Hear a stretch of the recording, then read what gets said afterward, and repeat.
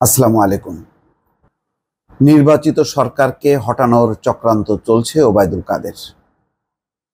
ওবায়দুল কাদের যখন এই বক্তব্য রাখছেন তখন মার্কিন যে মানবাধিকার রিপোর্ট, সেই রিপোর্ট একেবারেই বাংলাদেশের যেই নির্বাচন, বাংলাদেশের রাজনৈতিক পরিস্থিতি, রাজনৈতিক অধিকার, মত প্রকাশের স্বাধীনতা বিষয়ে খুবই কঠোর সমালোচনা করে একটি রিপোর্ট দিয়েছে।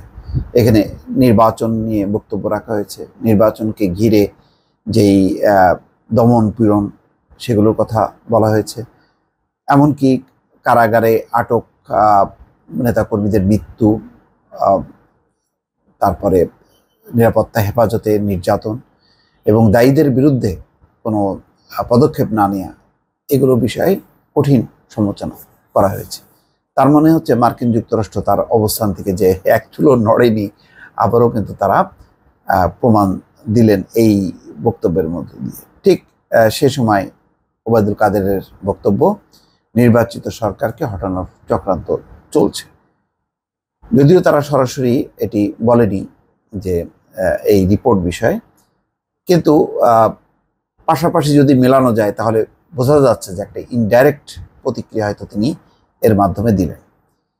খবরে বলা হচ্ছে নির্বাচিত সরকারকে হটানোর চক্রান্ত চলছে, এমন অভিযোগ করেছেন আওয়ামী লীগের সাধারণ সম্পাদক ওবায়দুল কাদের। তিনি বলেন, সুষ্ঠু নির্বাচন এবং ভোটার উপস্থিতি সন্তোষজনক থাকা সত্ত্বেও দেশি বিদেশি চক্র নির্বাচন নিয়ে মিথ্যাচার চালিয়ে যাচ্ছে। আসলে কি এই নির্বাচন, এইভাবে নিজেরা নির্বাচন করা, তারপরে ভোটার সংখ্যা বাড়ানো, এগুলো আন্তর্জাতিকভাবে কি গ্রহণযোগ্য কিনা, এটা অনেক প্রশ্ন রাখে। এবং আমার ধারণা যে এই বিষয়ে যদি আন্তর্জাতিক কোনো কমিশন হয়, তারা এই নির্বাচনকে স্বীকৃতি দেবে না। মঙ্গলবার বঙ্গবন্ধু অভিনীত দলের যৌথ সভা শেষে এমন মন্তব্য করেন সড়ক পরিবহন ও সেতু মন্ত্রী। মন্ত্রী বলেন, শুধু দেশেই নয়, দেশের বাইরেও বাংলাদেশের বিরুদ্ধে ষড়যন্ত্র চলছে। নির্বাচন বিরোধী অপশক্তির বিরুদ্ধে সবাইকে ঐক্যবদ্ধ প্রতিরোধ গড়ে তুলতে হবে জানিয়ে তিনি বলেন, আওয়ামী লীগ স্বাধীন নির্বাচন কমিশন গঠন করেছে, যারা কারো অধীনে কাজ করে না। আওয়ামী লীগ ক্ষমতায় এসে হত্যা রাজনীতি এবং অবৈধভাবে ক্ষমতা দখলের প্রক্রিয়া বন্ধ করেছে।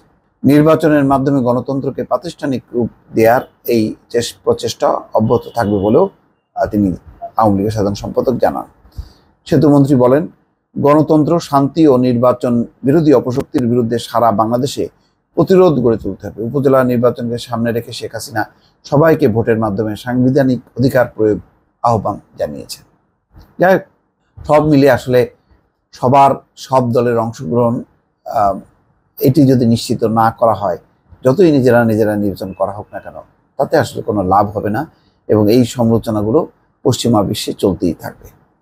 দর্শক, ভালো থাকবেন। আল্লাহ হাফেজ।